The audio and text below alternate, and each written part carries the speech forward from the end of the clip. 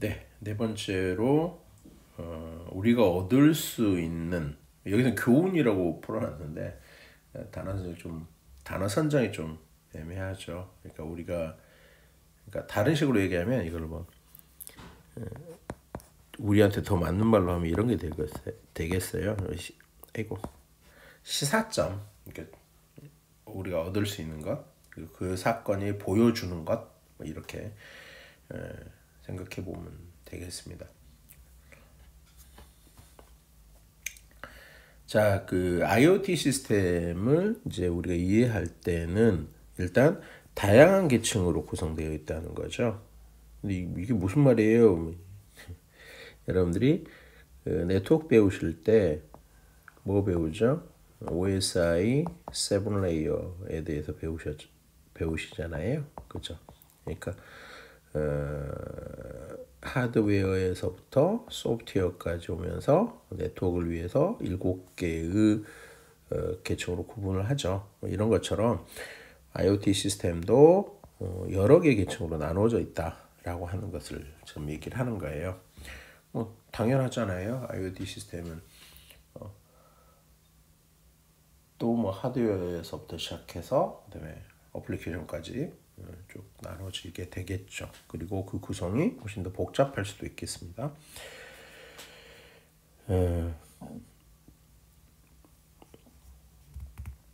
전통적으로 우리 CPS단에서는요, 사이버 피지컬 시스템이라고 얘기했죠. 그러니까 물리적인, 뭐 기계적인, 뭐 전자적인 이쪽에서는 뭘 추구했다고 그랬죠? 안전요. 뭐 다시 얘기하면 쇠를 이렇게 쇠 기둥을 이렇게 넣어서 얘를 뭐 이렇게 나사로 만드는 나사라는 게 이상하나? 볼트를 만드는 작업을 한다고 한번 생각해 보자고요. 그러면은 이런 것들을 깎을 때는 정말 그 강한 힘의 장비, 기계들의 제조 기계들에 물려야 할 거고요. 그다음에 그 고속 회전을 하게 되죠. 강한 기계, 고속 회전 이런 것들을 할 때 사람 손이 이런 작업이 이루어지고 있는 상황에서 사람 손이 들어가면 큰 이렇게 데미지를 입게 되겠죠. 그러니까 이런 장비들에는 동작 중에는 사람 손이 안 들어가게 하거나 아니면 동작 중에는 뭐 덮개를 씌워서 이렇게 큰 덮개를 씌워서 사람은 관찰만 할 수 있도록 하는 시스템들로 계속 발전을 해왔거든요. 그러니까 처음부터 그런 건 아니었어요. 그래서 교수님 같은 경우 어렸을 때 뭐 이런 환경에 접할 수가 있었는데 그래서 이게 다치는 사람들도 꽤 있었고요. 그다음에 이제 뭐 안타까운 얘기지만 뭐 한 10년 좀 안 된 것 같네요.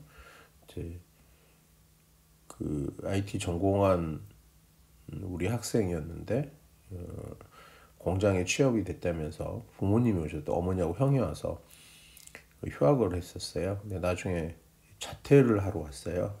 그때도 이제 어머니하고 형이 왔었는데 이제 그때 안 좋은 사고를 공장에 당해가지고 이제 완전히 인생이 바뀌어버린 거죠. 그래서 그런 전통적인 그 CPS에서는 안전을 목표로 해야 하죠. 그리고 이제 이러한 시스템에 이제 보안도 우리가 고려를 해야 하는 상황이 됐다는 겁니다. 그래서 이 두 가지 형태가 협력되어져야 된다 이렇게 얘기를 하는 거고요. 기본적으로 이러한 전체 틀에서 IoT 시스템에 대한 보안을 설계하는 사람 입장에서는 전체 시스템, 전체 틀에서 보안의 가장 약한 고리가 어디인지를 이해하는 것이 필요하다라고 하는 거죠. 그리고 그 사람들에게 그걸 인식시키는 것 또한 필요하다. 그래서 요거를 보면 뭐 사용자에게 소개하는 것, 뭐 다시 얘기해서 이러한 부분에서 이러한 심각한 문제가 발생할 수 있다. 이것들을 이해시키는 게 굉장히 필요하다라고 하는 거예요. 우리 지역 정보보호협의회에서 이제 협의회에 이제 여러분들이 계시거든요. 근데 이제 그 중에 이제 중소기업 관련한 그 협의회, 그다음에 이제 여성 기업인 협의회 이런 것들이 있는데요. 근데 거기에서 말씀하셨던 게 그런 거였어요. 보안을 어떻게 해야 되는지를 몰랐었다는 거죠. 근데 이제 지속적으로 이렇게 쉽게 하면 인식 교육이 이루어지는 부분들을 통해서 이제 그런 것들이 개선이 되어지고 또는 개인정보 쉽게 말해서 개인 정보를 취급하고 있는 그런 데이터들을 우리가 우리도 모르는 사이에 어떻게 컴퓨터에서 관리하고 있는지 이런 것들을 이제 체킹해 볼 수 있는 도구들이 있거든요. 이제 그런 도구들을 통해서 그런 보안 인식들이 높아졌다, 뭐 이런 얘기들을 하시거든요. 그러니까 결국은 인식시키는 게 굉장히 중요하다는 얘기를 여기 보면 이렇게 쓰는 거예요. 사용자에게 소개하는 것은 본래 의도한 것보다 훨씬 거대한 공격점을 만들 수 있음을 깨달아야 한다. 이렇게 얘기를 했는데 결국은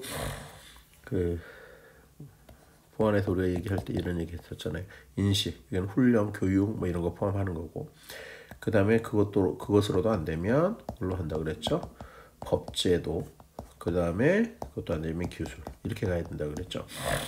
그래서 이제 보통 공학도들이 공부를 하다 보면 기술에 집중해서 어떤 일들을 전개하는 경우가 있는데 이게 다가 아니라는 거죠. 그래서 우리는 좀 더 무겁고 어렵게 보일지 모르겠지만 이 법제도라고 하는 것도 어느 정도 인식을 시키기 위해서 우리 이제 이번 학기 들어와서 처음 중심적으로 얘기했던 게 팔러시 정책에 대해서 얘기를 했고요.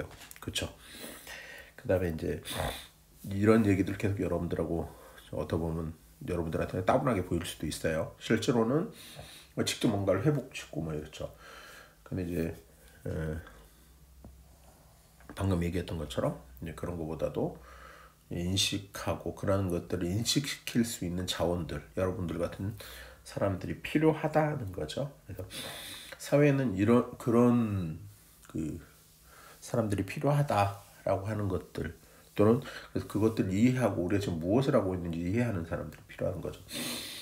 그러니까 이제 키사 한국인터넷진흥원, 다른 식으로는 정보보호지원센터 이런 곳에서도 우리 학생들 보안의 필요성, 보안의 중요성 이런 거는 앞으로도 계속 지속될 거예요. 그러니까 IoT 시스템이 발달하면 더 그러겠죠. 그러니까 필요할 건데 그런 보안에 대해서 공부하거나 보안에 대해서 훈련받고 싶어하는 사람들을 키워낼 수 있는 시스템, 그런 환경 그런 것들이 지금 열악하거나 부족한 부분에 대해서 되게 고민들을 많이 하고 있습니다. 왜냐면 보안이라는 부분은 사라질 수가 없는 부분이잖아요. 그러다 우리가 지금 보고 있는 것처럼 IoT 보안은 뭐 큰 흐름에서 한번 생각을 해보시면 위쪽에다가 쓸게요. 생각을 해보시면 IoT 다시 게다가 작은 컴퓨터들이 앞단에 서고요. 그 다음에 얘네들이 지금 우리가 생각했었던 거하고는 차원이 다른 양의 데이터를 정말 차원이 다른 방법으로 수집을 하게 됩니다. 그렇죠? 그 데이터들이 쌓일 거고 그걸 처리하는 것이 빅데이터죠. 그렇죠? 그리고 빅데이터 물론 IoT만 쌓는 건 아니고요. 다른 요소에서 다 들어올 거예요. 근데 이제 결국은 쌓인 것을 처리하는 게 빅데이터가 되는 거고 그 빅데이터 처리해서 결국은 AI 이게 이제 기본 틀이죠. 지금 현재. 그래서 로 갈 거다. 근데 이 과정 중에서 보안이 안 필요한 경우가 없죠. 근데 특히 이제 우리는 지금 IoT 보안에서 심각한 문제가 발생할 수 있다라고 하는 걸 지금 중심에서 보고 있는 거예요. 저 구조를 이해하셔야 되고, 그래서 앞으로도 지속적으로 필요한 부분에 대해서 당연히 여러분과 같은 자원들이 필요하게 되는데, 그걸 어떻게 키워야 할 것인가 라고 하는 부분들은 국가 전체적으로도 또는 지역 전체적으로도 굉장히 중요한 문제인 것이죠. 자, 이게 이번 슬라이드는 이제 교수님이 타이틀을 동감이라고 달아놨는데요. 그러니까 내가 같은 생각이다, 뭐 이런 거죠. 실제로 지금 우리 주위에서도 벌어지고 있는 일이죠. 대다수의 개발자, 소위 이제 소프트웨어 개발자가 기본적으로 중요한 얘기죠. 시스템 엔지니어링 보안에 익숙하지 않고요, 그죠? 실제로 주변에 보시면 그렇잖아요. 그리고 이거는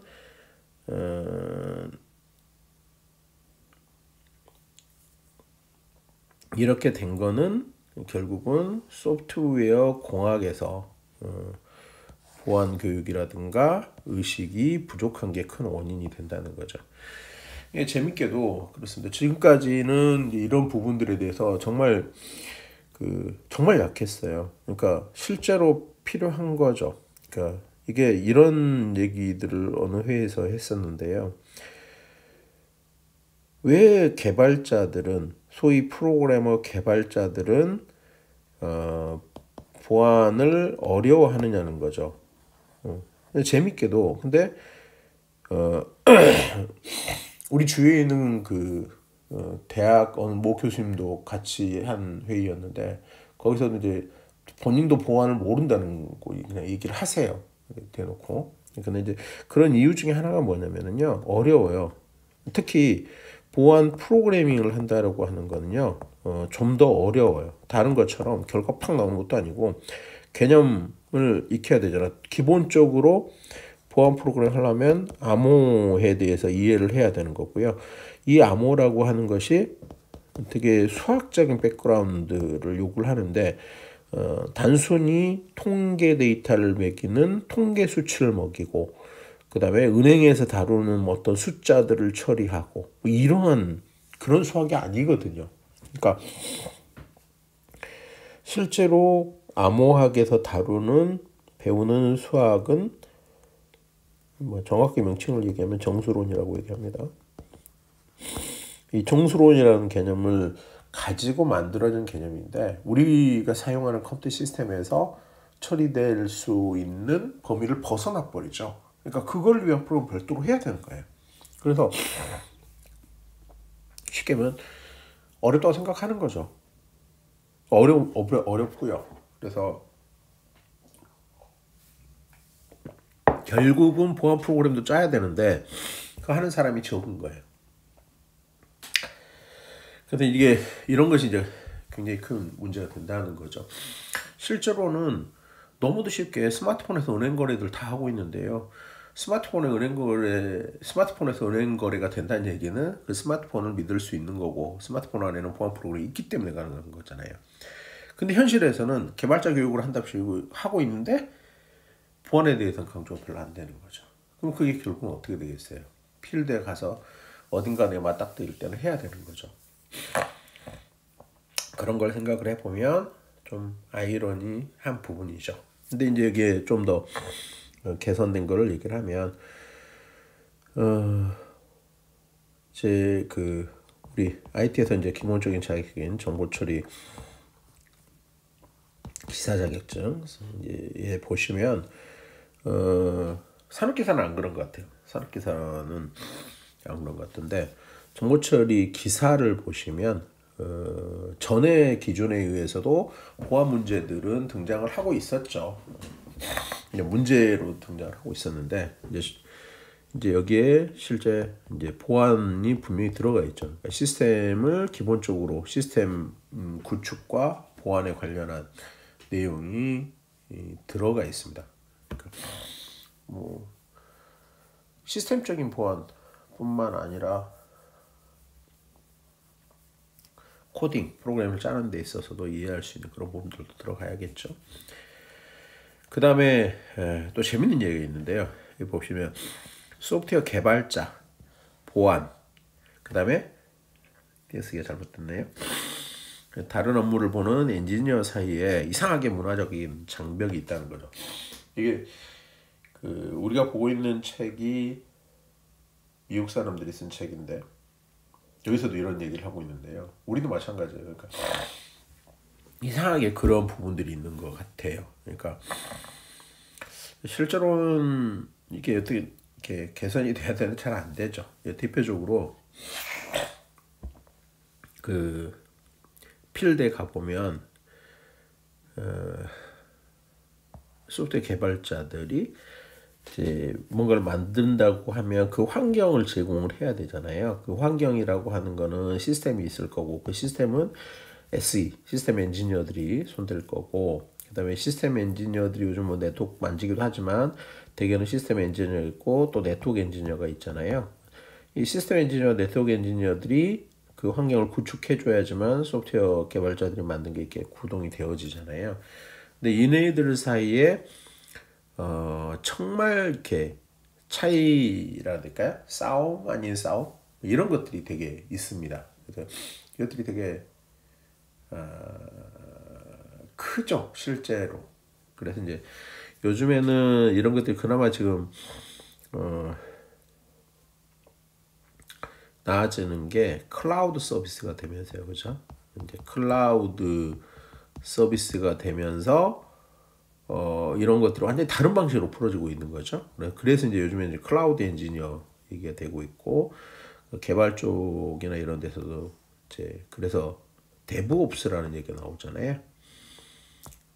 데브옵스 그러니까 엔지니어 영역, 그다음에 디벨롭먼트 개발, 이제 합성 뭐 해서 데브옵스라는 말이 나오고 있어요. 얼마나 이들 간에 어떤 차이가 있었으면 뭐 그랬을까? 그걸 반증하는 그런 용어이기도 하다 이런 생각이 듭니다. 그다음에 이제 그 CPS 시스템에서 보면 그 어떤 장비들이 운영되고 있으면 그 장비들이 제대로 동작하고 있는지, 아까 뭐 나사를 깎는다 그러면 그 나사를 깎고 있는 작업들이 진행되고 있는지를 어떻게 해야 돼요? 그럼 살펴봐야 되겠죠. 그다음에 또 그것들을 나사를 깎을 수 있도록 제어도 해야 될 거고요. 뭐 요렇게 하는 시스템을 스카다 시스템이라고 얘기를 하거든요. 참고적으로 알아두십시오.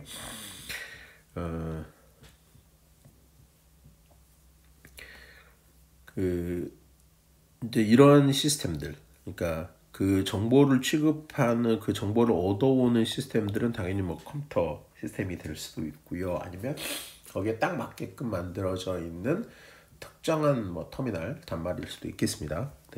어찌됐건 이런 제품들을 만드는 사람들은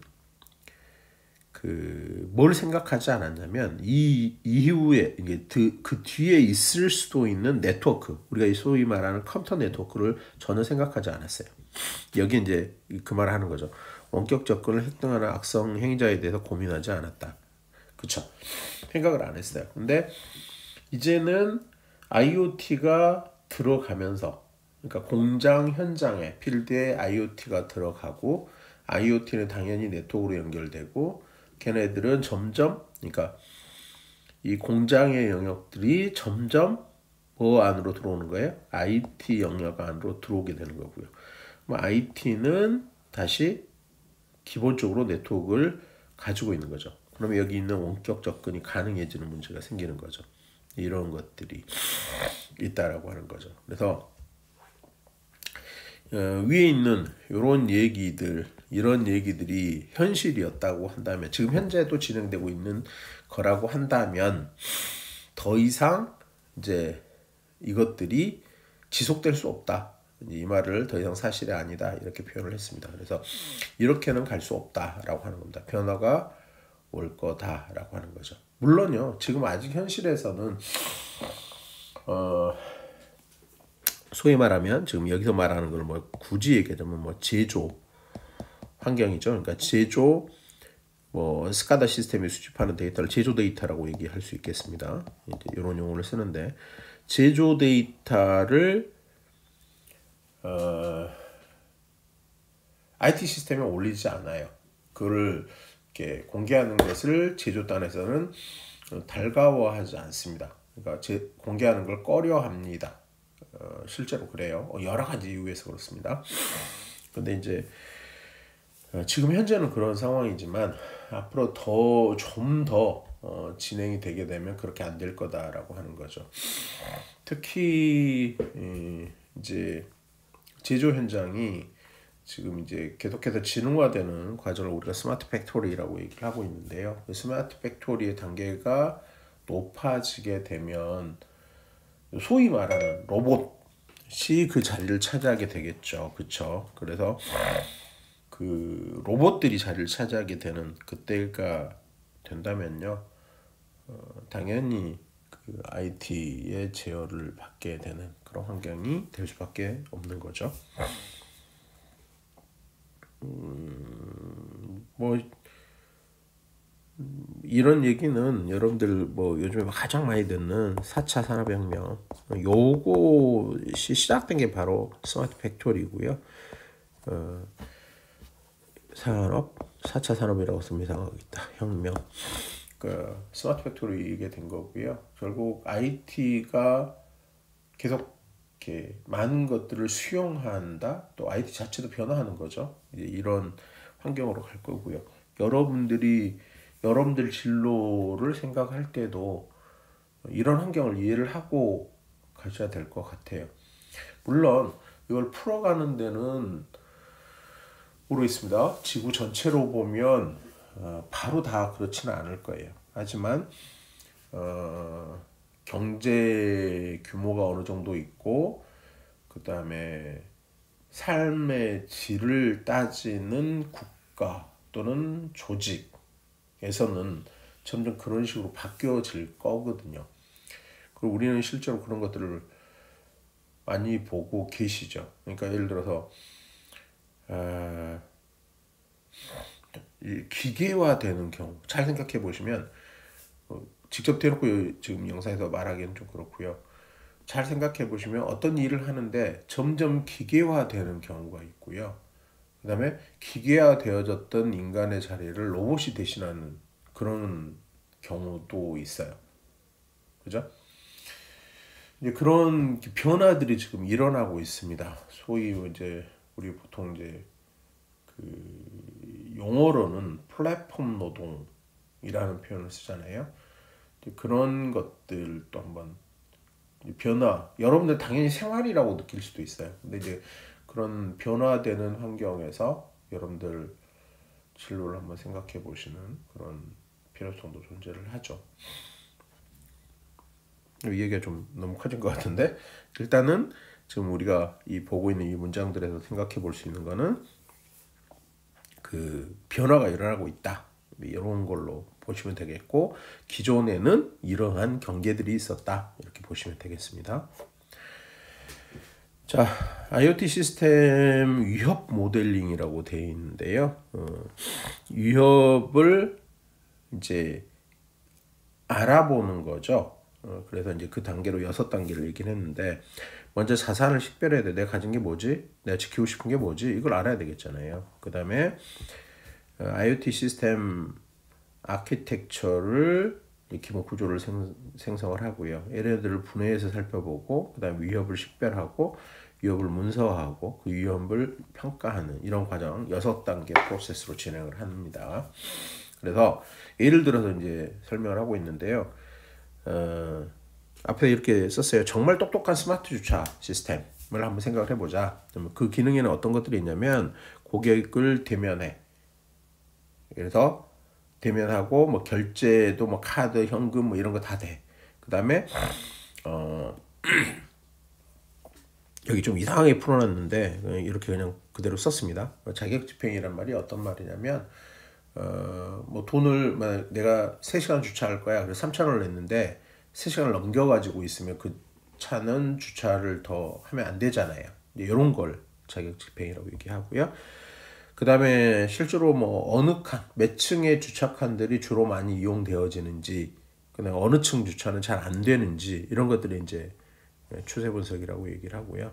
또 그 중에 뭐 이것도 뭐 수요 반응도 비슷한 얘기 되겠습니다. 뭐 어느 쪽에는 얼마의 돈을 줘서 그런 것들을 쓰는지, 그렇다면 주차비는 동일한 금액이 아니라 차등해서 받아야 되는 거 아닌지, 뭐 이런 정도까지 끌어낼 수 있는 그런 주차 시스템이라고 생각을 해보자라고 하는 거예요.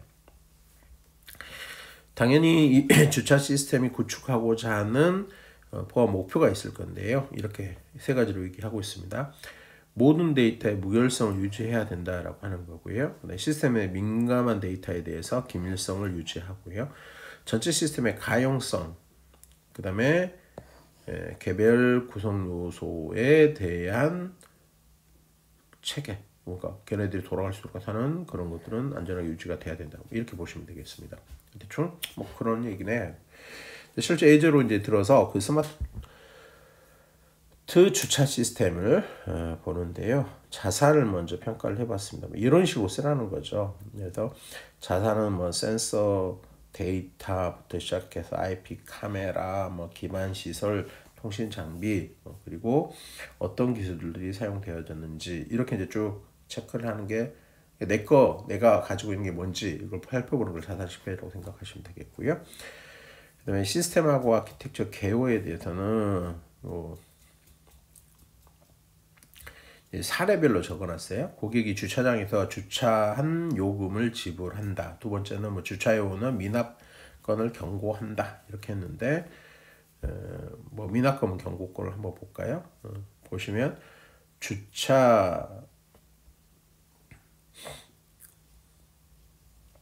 주차를 위해서 할당된 시간이 만료되고 차량이 주차장에 여전히 남아있다. 아까 교수님이 얘기했던 그런 상황 되겠습니다. 이런 경우에 대해서 어떤 단계를 거쳐서 어떤 일들을 해야 될 거냐라고 하는 것들 쭉 적어놨죠. 그리고 주차요금은 마지막 거 보시면 차량에 직접 발권을 위한 요금을 SMS 방법으로 뭐 알림으로 전달받는다. 뭐 이런 식으로 얘기됐고, 그 다음에 주차요금은 그 차량에 대해서 주차요금에 대한 걸 발권을 한다. 이렇게 해놨습니다.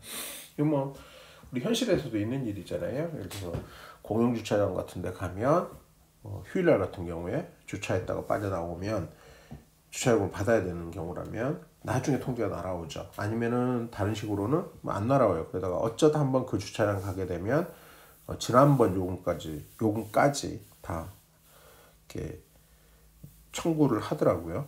그런 경우들 생각해 볼 수 있을 거고, 이제 그게 이제 상황에 따라서 만들어진 어떤 시스템의 차이겠죠. 예, 그림으로 시스템 구성도를 그려본 겁니다. 굉장히 중요하죠. 시스템 구성도 그리는 거는. 예, 여러분들을 해보셨는지 모르겠는데 이런 그림을 그려보는 것은 되게 중요한 것 같아요. 꼭 이 예제를 위해서뿐만 아니라 실제로 여러분들이 어디 가서 뭘 만드시게 되면요, 단순하게 주어진 프로그램만 그냥 이렇게 짜는 경우라면 모르겠는데 대개는 이런 그림들이 먼저 존재를 하게 됩니다. 그래서 뭐 참고적으로 얘기하면 그 여러분들 집에 있는 네트워크 환경을 한번 그려본다든가 이런 것들도 한번 필요할 것 같아요. 그래서 이거 뭐 딱히 설명 안 해도 되겠죠? 여러분들 한번 교재에서 살펴보시면 될 것 같아요. 그리고 이제 이 기능들이 어떻게 되는지를 이제 한번 들어가서 이제 분해라는 말이 들어가서 살펴본다라고 이해를 하시면 좋을 것 같습니다. 그래서 여기 보시면 뭐 운전자의 스마트폰이 있고요. 그 다음에 여기 보면 결제 앱이 있고요. 그 다음에 얘네들 관계가 어떻게 되는지 쭉 나와 있습니다. 여기 심지어는 뭐 차량하고 주차 공간 이렇게 해서 이제 안에 들어가서 어떤 관계를 갖고 운영된다라고 하는 것을 쭉 설명을 하고 있죠. 여러분들 한번 이렇게 한번 그냥 살펴보세요. 그래서 각각의 이제 거기에 이제 들어있는 어플리케이션들이 또는 단말들이 어떤 기능들을 하는지를 조금 이제 적어놓고 있어요. 여기도 보시면 진입점이라고 적어놨는데요. 아이쿠.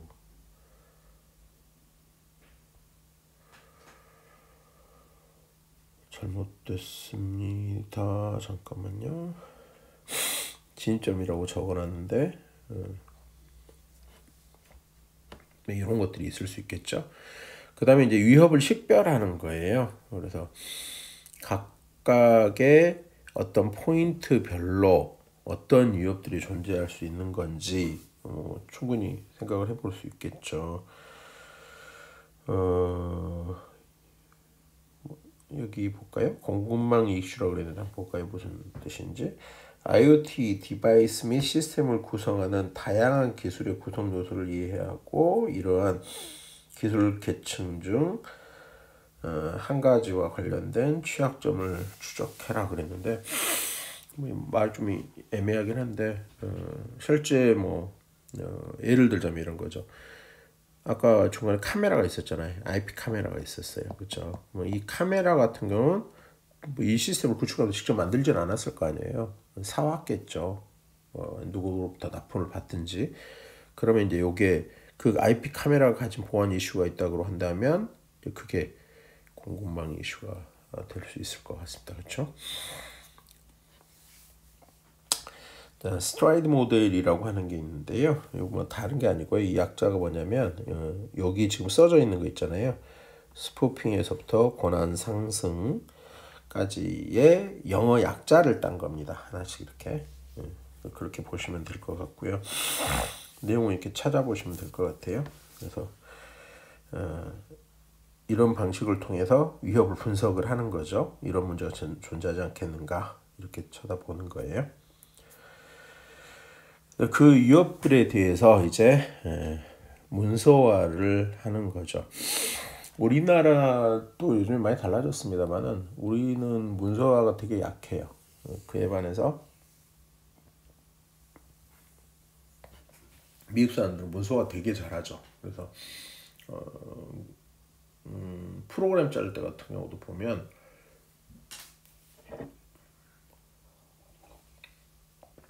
우리 한국 학생들은 주석 처리 되게 안 하거든요.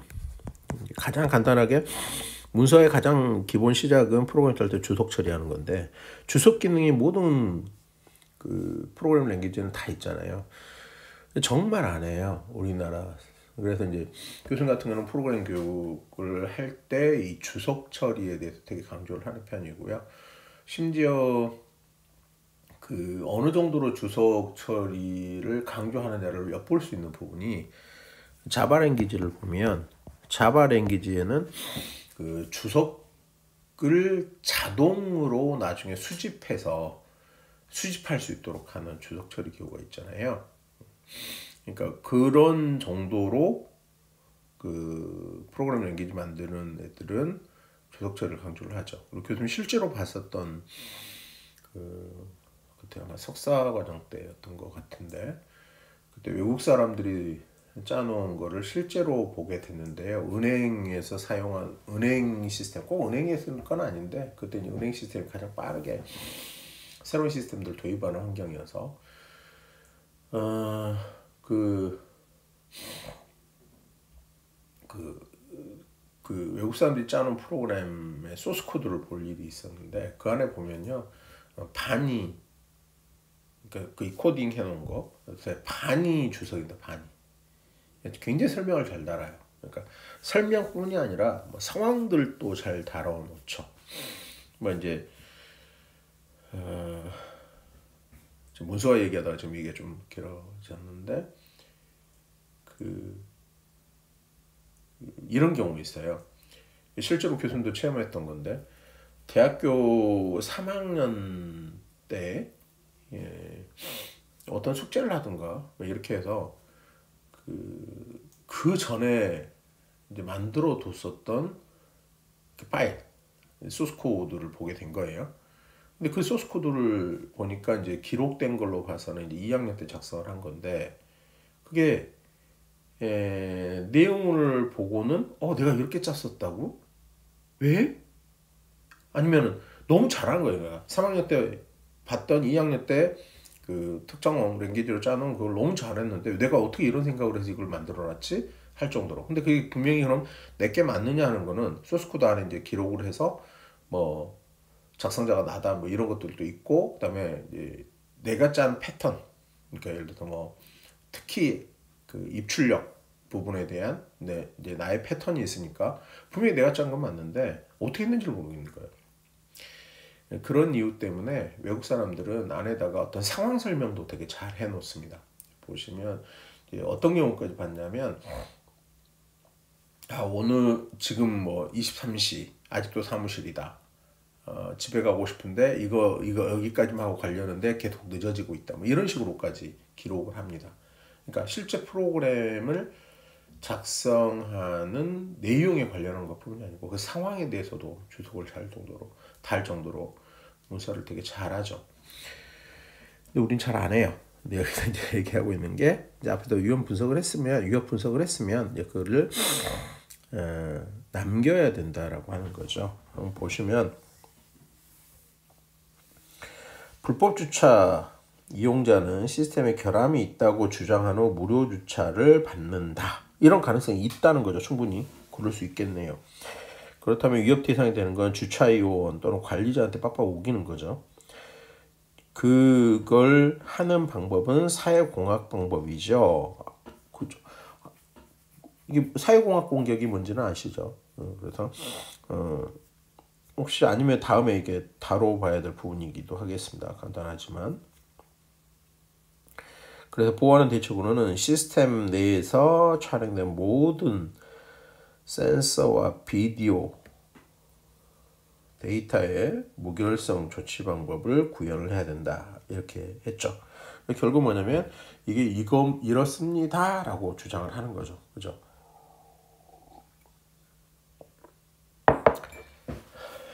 여기 관련된 얘기는 딱 요 비슷한 얘기는 뭐 또 해드릴 얘기가 있는데 여기서는 넘어가겠습니다. 자, 그 다음에 이제 위협을 평가하는 건데요. 여기에서는 뭘 얘기했냐면 마이크로소프트의 드루와드, 이렇게 읽으면 DRWAD 모델이라고 하는 것을 얘기를 하고 있습니다. 마찬가지 약자예요. 여기 보면 D, 그 다음에 R, E 여기 있잖아요. 요거 약자입니다. 이제 평가를 해서 1점부터 10점까지 점수를 주는 방식이라고 되어 있습니다. 그래서 피해, 공격이 성공했을 때 우리가 입을 수 있는 피해가 어느 정도인지, 그 다음에 재현성, 공격이 실제 수행되고 관련된 난이도는 어느 정도 수준인가 그랬는데, 이게 결국 이제 무슨 얘기가 될까요? 다음번에 또 발생할 수 있느냐, 뭐 이런 얘기잖아요. 그러니까 난이도가 너무 어렵거나 실제 수행하기 어려울 정도의 비용이 든다거나 하면 그런 거 안 하겠죠, 그렇죠? 근데 그게 어느 정도인가? 그다음에 악용 가능성, 다른 사람 발생한 공격을 또 다른 제3자가 그걸 익혀서 할 수 있는 것인가, 뭐 이런 거. 그다음에 영향을 받는 사용자, 공격이 성공했을 때 어느 사람들이 어떤 영향을 받을 수 있는가라고 하는 걸 체크하라는 거고, 그 다음에 공격을 당했는데 모르고 있으면 어때요? 뭐 심각한 피해로 이어질 수 있죠. 모르고 있으면 괜찮은 건가요? 아니잖아요. 그래서 일단 발견을 해야 되죠. 문제가 생겼으면. 그래서 그 공격을 쉽게 발견할 수 있는지 이런 것들도 점수를 먹여봐야 된다는 겁니다. 이렇게 해서 위협을 평가하는 과정으로 갑니다. 그래서 이렇게 만들어 놓은 내용을 보시면 탐지 가능성, 그래서 이 위협은 비기술적인 활동을 이용해서 달성할 수 있도록 고도로 감지할 수 있다. 감지할 수 있다. 그럼 점수가 높고, 그렇지 않으면 낮게 주고 이렇게 되겠습니다.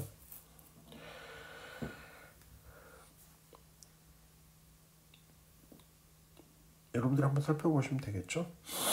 자, 이렇게 해서 우리가 살펴본 내용을 한번 체크를 해보면요. 우리가 IoT 시스템의 위협 상태를 모델링할 수 있는 방법들에 대해서 얘기를 했어요. 그래서 결국 그렇게 하는 이유는 뭐예요? IoT 시스템의 취약점이라든가 공격 가능성에 대해서 대책을 세워야 되는 이런 것들이 어떤 식으로 이루어질 수 있는가를 한번 쭉 보신 거죠. 그 다음에 보안에 대해서 이해를 기반으로 해서 적절한 보안 아키텍처를 만들어야 될 필요성이 있는 거고, 그를 통해서 전체 조직에게 이렇게 하세요라고 하는 그 내용으로 배포를 해야 된다는 거죠. 결국은 다른 사람들에게 이런 위협이 있을 수 있다라고 하는 걸 인식시켜야 된다. 이렇게 이해하시면 될 것 같아요. 자, 이렇게 해서